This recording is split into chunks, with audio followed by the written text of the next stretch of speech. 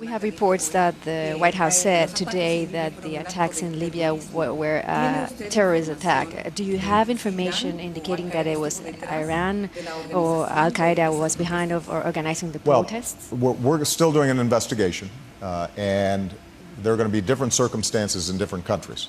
And so I don't want to speak to something until we have all the information.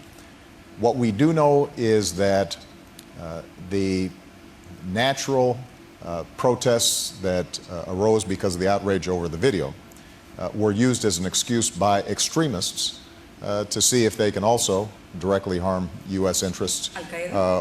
Well, we don't know yet. And so we're going to continue to investigate this. We've insisted on and have received so far full cooperation from countries like Egypt and Libya and Tunisia in not only protecting our diplomatic posts, but also to make sure that we discover who in fact is trying to take advantage of this. But this is part of the reason why we have to remain vigilant. Look, when I came into office, I said I would end the war in Iraq, and I did. I said that we would begin transitioning in Afghanistan so that over time Afghans can take responsibility for their own security.